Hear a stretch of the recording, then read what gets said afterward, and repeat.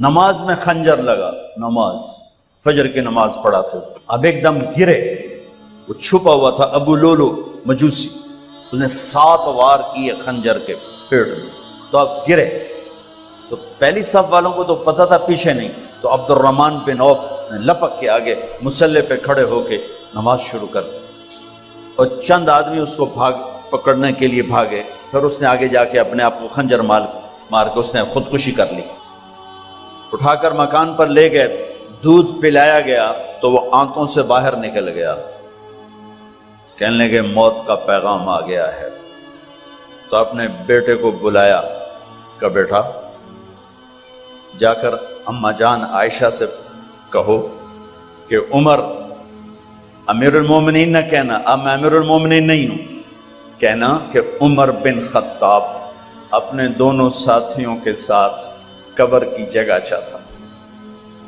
اگر مجھے اجازت مل جائے تو مجھے وہاں دفن کرنا، اگر اجازت نہ ملے تو مجھے عام قبرستان میں دفن کر دینا۔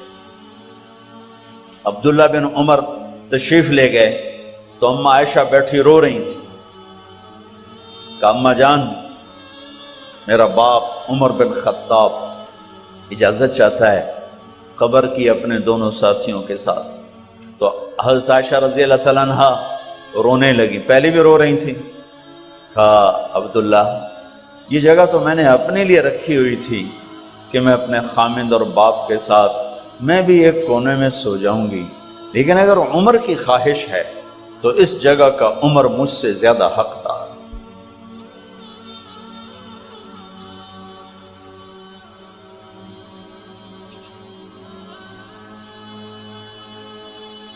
بیٹے نے آ کر کہا ابا جان مبارک ہو، اجازت ہو گئی، کہا بیٹا ہو گئی، لیکن جب میری میت اٹھاؤ تو دروازے پر جا کر رکھنا اور ایک دفعہ دوبارہ پوچھنا، ہو سکتا ہے میرے شرم میں اجازت دی ہو اور میرے مرنے کے بعد انکار فرما دیں، تو ایک دفعہ دوبارہ پوچھنا، اس وقت پہ اجازت ملے تو پھر لے جانا ورنہ واپس لے جانا۔ حضرت علی اور حضرت حسن تشریف لائے جس دن انتقال ہو رہا ہے، تو گھبراہٹ دیکھی تو حضرت علی نے فرمایا عمر موت سے ڈر گئے ہو؟ کہ نہیں موت سے نہیں ڈرا، موت کے بعد کیا ہوگا اس سے ڈر گیا۔ یہ کون کہہ رہا ہے؟ میرے بعد کوئی نبی ہوتا تو عمر ہوتا، یہ وہ کہہ رہا ہے۔ یہ کون کہہ رہا ہے؟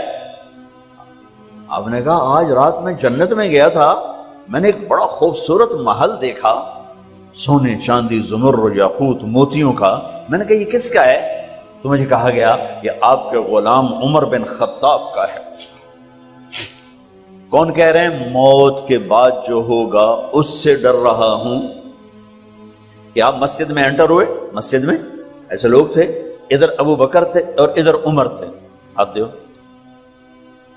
آپ نے یوں ہاتھ پکڑ لیا، دونوں کے ایسے ہاتھ پکڑ لیے، ادھر ابو بکر ادھر عمر، کہ مجھے دیکھ رہے ہو؟ کہ جی، کہ قیامت کے دن میں ایسے اٹھوں گا کہ میرے ادھر ابو بکر ہوگا اور ادھر میرے عمر ہوگا۔ یہ عمر کہہ رہے ہیں موت سے نہیں ڈرا ہوں، موت کے بعد کیا ہوگا اس پہ ڈر رہا ہوں۔ تو حضرت علی نے فرمایا کیوں ڈرتے ہو؟ میں گواہی دیتا ہوں، میں نے کئی دفعہ اللہ کے محبوب سے سنا کہ جنت کے بڑی عمر کے، ایک تو نا جنت کے نوجوانوں کے سردار، وہ تو حسن حسین ہیں، میں نے کتنی دفعہ سنا اللہ کے نبی سے کہ جنت میں بڑی عمر کے لوگوں کے سردار ہیں ابو بکر اور عمر۔ تو آپ نے کہا قیامت کے دن گواہی دو گے؟ آپ نے کہا، حضرت علی نے کہا میں بھی گواہی دوں گا، میرا بیٹا حسن بھی گواہی دے گا۔ وہ حضرات تشریف لے گئے تو موت کی آہٹ کو محسوس کیا تو بیٹے کی گود میں سر تھا عبداللہ بن عمر کا، بیٹا مجھے زمین پہ لٹا۔ انہوں نے یہاں سے ہٹا کر یہاں سر رکھ دیا۔ وہ حق سنا نہیں کیا کہہ رہا ہوں؟ زمین پہ ڈال دیں۔ ان کا جی نہیں چاہ رہا تھا، کیا کہہ رہا ہوں، زمین پہ ڈالو۔ انہیں آگے کر دے، وہ پیچھے اٹھ، اپنا چہرہ مٹی میں یوں رکھ دیا اور مٹی میں منہ ملنے لگے ایسے، اور کہہ رہا ہے ویل ویل لک یا عمر ان لم یغفر لک عمر ان لم یغفر لک ربک، اے عمر اگر تیرے رب نے آج تجھے معاف نہ کی تو تو ہلاک ہو۔ ویل لک ولأمک ویل لک ولأمک یا عمر ان لم یغفر لک ربک، عمر اگر آج تجھے اللہ نے معاف نہ کی تو تو ہلاک ہو۔ اتنے بڑے مقام والے 1,24,000 میں ایک آدمی ہے مراد، جسے مانگا گیا ایک آدمی، یا اللہ عمر دے دے میرے اسلام کی بلندی کے لیے۔ وہ کہہ رہے ہیں ویل لک یا عمر ان لم یغفر لک رب،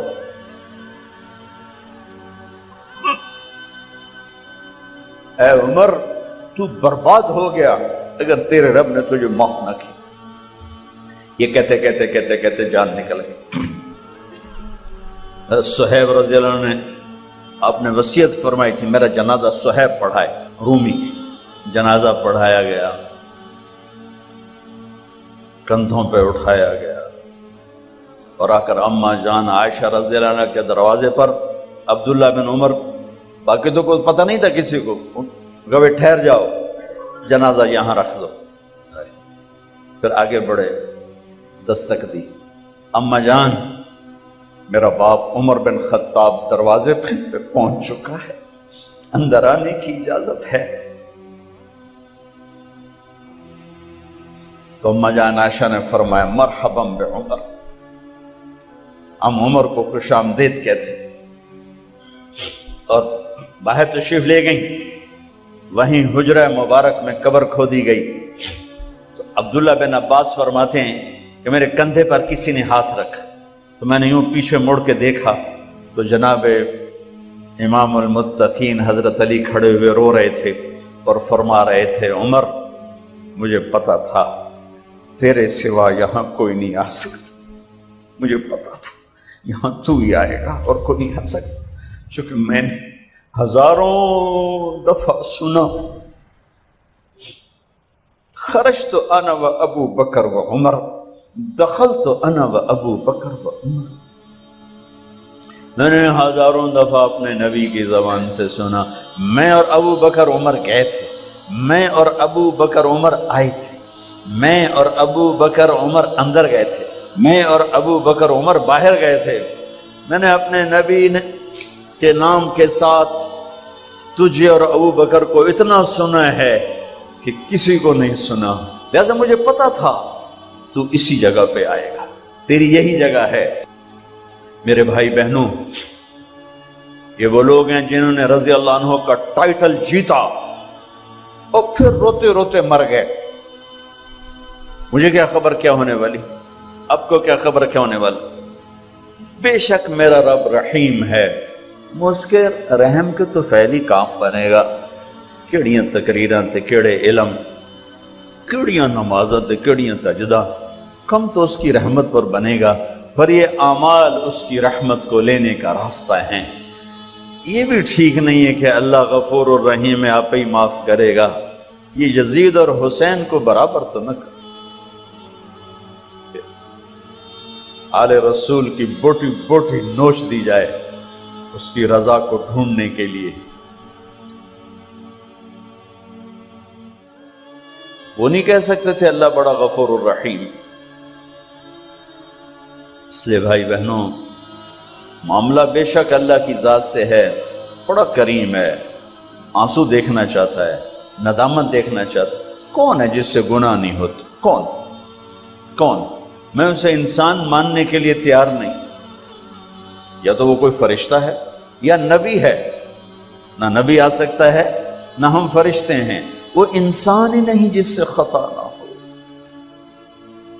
لہٰذا میں اپنے رب کی قدرت پہ قربان جاؤں، رحمت پہ قربان جاؤں کہ اس نے توبہ کے لیے نہ عمر کی قید نہ عدد کی قید. ابھی تو 60 سال کا ہو گیا ہے، 70 سال کا ہو گیا، اب تیری کوئی توبہ نہیں، آخری سانس میں آ جا، قبول ہے.